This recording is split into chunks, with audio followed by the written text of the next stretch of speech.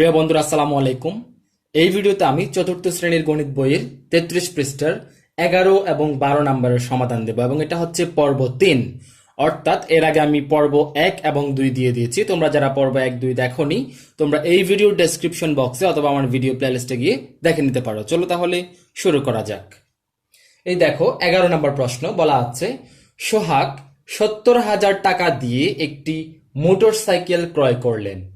Motor সাইকেলটির registration বাবদ 1,500 টাকা ও মেরামত বাবদ 800 টাকা খরচ হলো।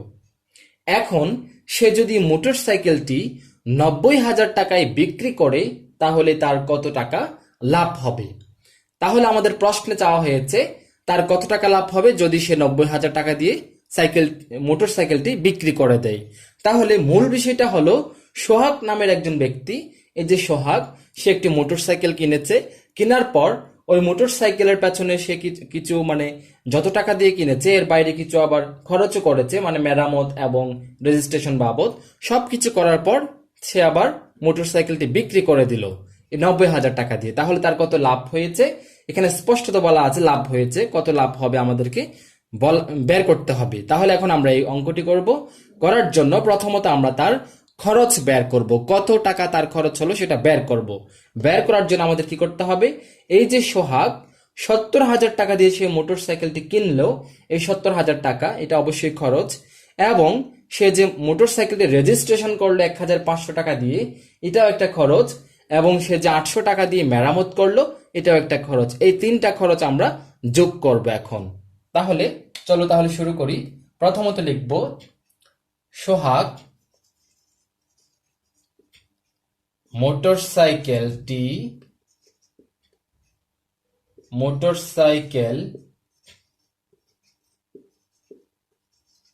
ক্রয় করলেন সমান কত টাকা দিয়ে? 70,000 টাকা। তারপর এবার আমরা এই যে মোটরসাইকেল যে রেজিস্ট্রেশন বাবদ খরচ হলো, তারপর এদিকে লিখবো আমরা রেজিস্ট্রেশন বাবদ খরচ হলো সমান কত টাকা? 1,500 টাকা। 1,500 টাকা। তারপর মেরামত বাবদ খরচ হলো, লিখবো যে মেরামত বাবদ খরচ হলো কত টাকা? 800 টাকা। এবার আমরা সবগুলো যদি আমরা এখন যোগ করে দেই তাহলে আমাদের মোট খরচ বের হবে। তাহলে এখন আমরা যোগ করে যেটা পাবো সেটা হবে যে মোট খরচ। তাহলে আমরা যোগ করবো এখন। শূন্য সবগুলো যোগ করলে শূন্য, শূন্য সবগুলো যোগ করলে শূন্য। তারপরে যে তৃতীয় নাম্বারে দেখো দেখি, 0 5 যোগ করলে 5, 5 এবং 8 যোগ করলে 8 5 13, 13 এর 3, হাতে আছে 1, 1 যদি আমরা শূন্যকে দিই 1 হয়ে যাবে, 1 এবং 1 2। এবার দেখি 7। তাহলে 72,300 টাকা। 72,000 এটা হচ্ছে 3, 72,300 টাকা এটা হচ্ছে তার মোট খরচ। এবার আমরা যে কাজটি করব সেটা হচ্ছে মোটর সাইকেলটি এবার সে বিক্রি করে দিল 90,000 টাকা দিয়ে। তাহলে মোট খরচ হচ্ছে কত? 72,300। তাহলে তার কত লাভ হবে এটা আমরা এখন বের করব। 90,000 টাকা থেকে 72,300 টাকা আমরা বিয়োগ দেব। তাহলে এটা হচ্ছে আমরা 2 লাইনে করতে পারি, 1 লাইনেও করতে পারি। তাহলে 2 লাইনে যদি করি তাহলে হবে যে মোটর সাইকেলটি বিক্রি করলেন, যে সোহাগ মোটর সাইকেল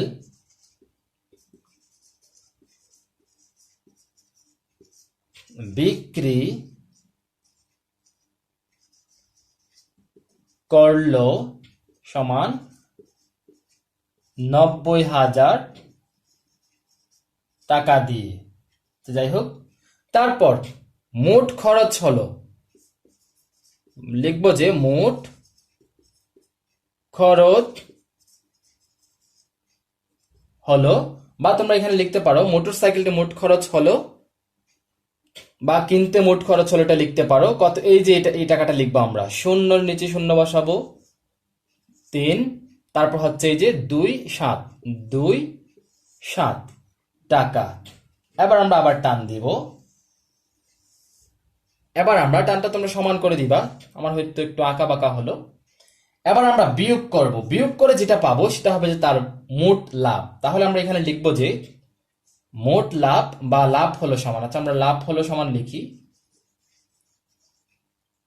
লাভ হলো সমান কত টাকা, এটা আমরা এখন বিয়োগ করব। এই যে 90,000 থেকে যদি আমরা 72,000 বিয়োগ করি, এককের স্থান থেকে আমরা করে আসি, শূন্য থেকে শূন্য চলে গেলে শূন্য, আমরা লিখবো এখন শূন্য, শূন্য থেকে শূন্য চলে গেলে শূন্য, শূন্য থেকে 3 যায় না, এক ধার নেব 10 হয়ে যাবে, 10 থেকে 3 চলে গেলে 7, এটা 9 হয়ে গেল, 9 থেকে যদি 2 চলে যায় তাহলে হবে 7, 9 থেকে 2 চলে গেলে 7। এবার এই যে এই 9 থেকে এক ধার দিয়ে দেওয়াতে এটা 8 হয়ে গেল, 8 থেকে যদি 7 চলে যায় তাহলে থাকবে 1, 8 থেকে 7 চলে গেলে 1। এই যে 17,700 টাকা, এটাই হচ্ছে সোহাগের মোট লাভ। তাহলে এই 11 নাম্বার প্রশ্নের উত্তর হচ্ছে তার লাভ হলো কত টাকা, লাভ হলো 17,700 টাকা। এই হলো 11 নাম্বার প্রশ্নের সহজ সমাধান। যদি তোমরা কোথাও বুঝতে অসুবিধা হয় বা কোনো কনফিউশন থাকে আমাকে নিচে কমেন্ট বক্সে জানাতে পারো। এবার আমি 12 নাম্বার প্রশ্নে যাব। এবার 12 নাম্বার প্রশ্নটি দেখো, খুবই কমন একটি অঙ্ক এবং এটা পরীক্ষায় আসার মানে প্রায় সময় পরীক্ষায় আসে এবং এটা অনেকটা কঠিন একটা প্রশ্ন। যদি তোমরা একটু বুঝে বুঝে চেষ্টা করো এবং বারবার প্র্যাকটিস করলে এই অঙ্কটি সহজ হয়ে যাবে। তাহলে মনোযোগ দিয়ে দেখো দেখি প্রশ্নটা পড়বো আমরা প্রথমে। একটি পার্কে একটি বট গাছ ও একটি পাইন গাছ আছে। 150 বছর পূর্বে গাছ দুটির বয়সের যোগফল ছিল 2,961 বছর। বর্তমানে পাইন গাছটির বয়স 1,432 বছর। 200 বছর পর বট গাছটির বয়স কত হবে? অর্থাৎ এখানে বলা হচ্ছে একটি পার্কের মধ্যে দুইটি গাছ আছে এবং গাছ দুটির, মনে করো দুইটি গাছ, এই গাছ দুটির 150 বছর পূর্বের বয়স ছিল একসাথে 2,961 বছর। তাহলে এবং বর্তমানে পাইন গাছের বয়স কিন্তু দেওয়া আছে এখানে 1,432 বছর এবং আমাদেরকে যেটা বের করতে হবে সেটা হচ্ছে 200 বছর পর বট গাছটির বয়স কত হবে। তাহলে আমাদেরকে এই অঙ্কটি কিন্তু অনেকভাবে করা যায়। তাহলে আমি যেভাবে করব সেটা দেখো দেখি। প্রথমত দেখো, আমাদেরকে এখানে 200 বছর পর বট গাছটির বয়স কত হবে সেটা বের করতে হবে। সেটার জন্য আমাদের বর্তমানে বট গাছের বয়স কত সেটি বের করতে হবে। সেটি বের করার জন্য আমরা কাজ করব। দেখো দেখি এখানে দেওয়া আছে বর্তমানে পাইন গাছটির বয়স এই যে 1,432 দেওয়া আছে। তাহলে আমরা যদি বর্তমানে গাছ দুটির বয়সের যোগফল যদি বের করতে পারি, ওইটার থেকে বর্তমানে পাইন গাছটির বয়স যদি আমরা বিয়োগ করে দেই তাহলে বর্তমানে বট গাছের বয়স আমরা পেয়ে যাব। তাহলে বর্তমানে বট গাছটির বয়স যদি আমরা পেয়ে যাই তাহলে এই 200 বছর পর বট গাছের বয়স বের করা আমাদের জন্য কঠিন হবে না। মনে করো বর্তমানে কারো বয়স মনে করো 10, তাহলে 5 বছর পূর্বে তার বয়স যদি কত ছিল যদি বের করতে বলে, আমরা 5 বছর পূর্বে যেহেতু 5 বিয়োগ করব। আবার যদি বলে বর্তমানে কারো বয়স 10, 5 বছর পরে তার বয়স কত হবে, তাহলে আমরা সেটা যোগ করব। এবার দেখো দেখি আমরা একইভাবে এখন আমরা যে কাজটি করব সেটা হচ্ছে এই যে 150 বছর পূর্বে গাছ দুটির বয়সের যোগফল সেটা আমরা করব।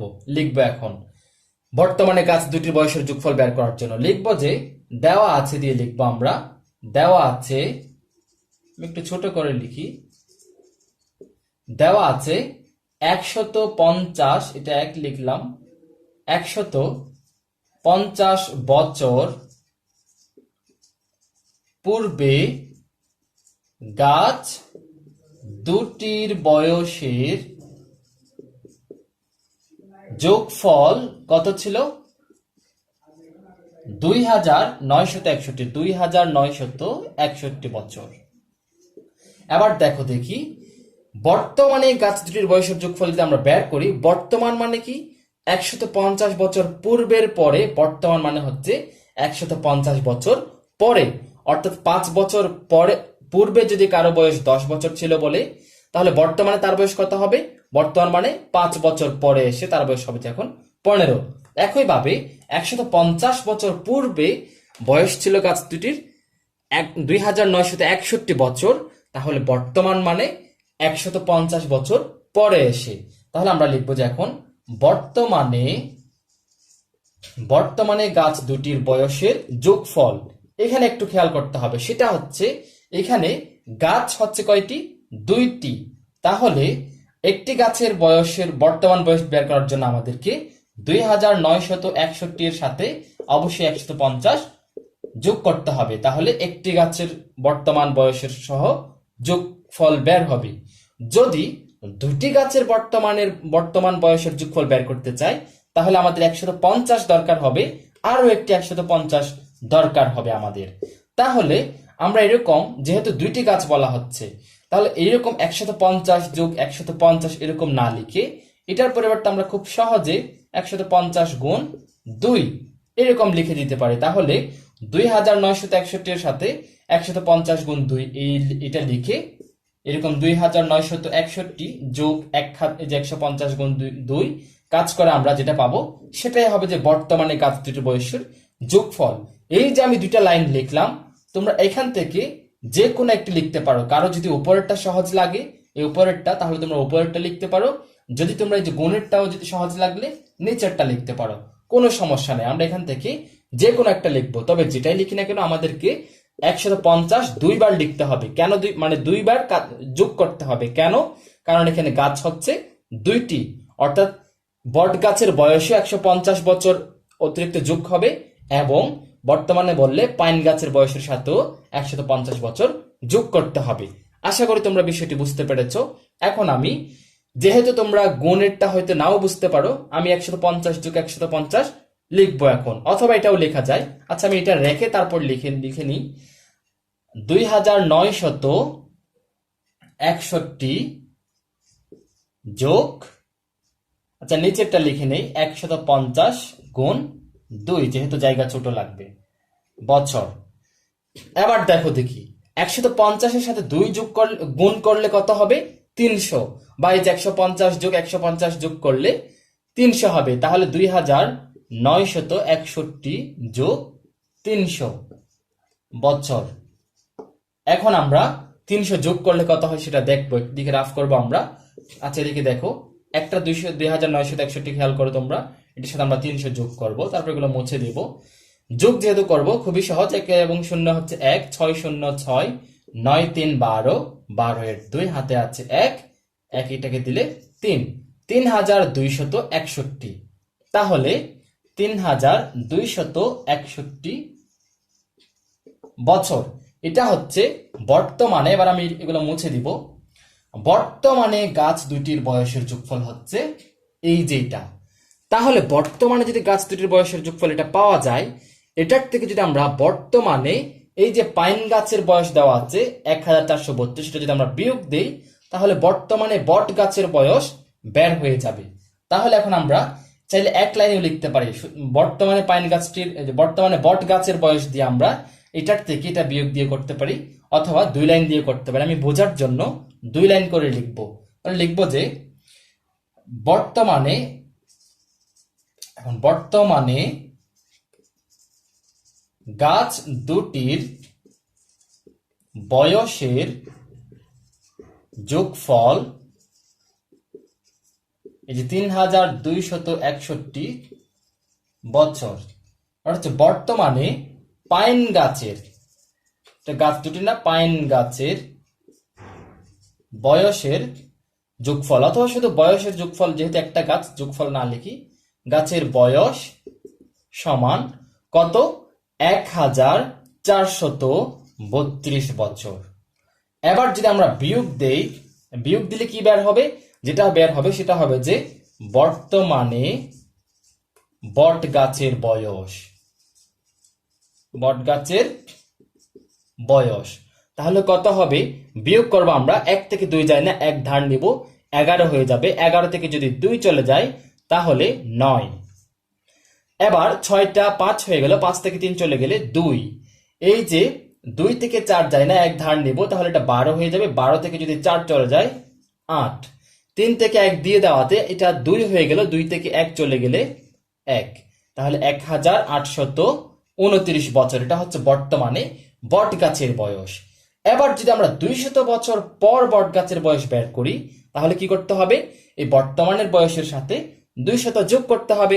তাহলে এখন আমরা 200 যোগ করে 200 বছর পর বট গাছের বয়স বের করব। তাহলে আবার লিখব, সুতরাং 200 বছর পর বট গাছের বয়স হবে সমান, এই যে 1829 যোগ 200। এই যে আবার যোগ করবো আমরা, পাশাপাশি যোগ, 9 এবং 0 যোগ করলে 9, 2 এবং 0 যোগ করলে 2, 8 এবং 2 যোগ করলে 10, 10-এর 0 হাতে আছে 1, 1 যদি আমরা 1কে দিয়ে দেই তাহলে 2, তাহলে 2029 বছর। এই 2029 বছর এটাই হচ্ছে 200 বছর পর বট গাছের বয়স, এবং এই 2029 বছরে হচ্ছে আমাদের উত্তর। আশা করি তোমরা খুব সহজেই বট গাছ এবং পাইন গাছের এই যে অঙ্কটি বুঝতে পেরেছো। এই অঙ্কটি আরো অন্যভাবেও করা যায়, তোমরা যে যেভাবে বোঝো, তবে আমি মনে করি এইভাবে যদি একটু খেয়াল করে যদি এই অঙ্কটি বোঝার পর 2 থেকে 3 বার যদি তোমরা যদি মানে একবার করলে এক পৃষ্ঠায়, আবার অন্য পৃষ্ঠায় গিয়ে আবার করলা, আরেক পৃষ্ঠায় গিয়ে আবার করে, এরকম 2-3 বার করলে আমি মানে মোটামুটি শিওরভাবে বলতে পারি এই অঙ্কটি তোমাদের খুব সহজেই পেরে যাবা তোমরা, এবং মনে থাকবে। ভালো থেকো, সুস্থ থেকো। এই হলো তোমাদের 33 পৃষ্ঠার সম্পূর্ণ সমাধান, পর্ব 1, 2, 3। আল্লাহ হাফেজ।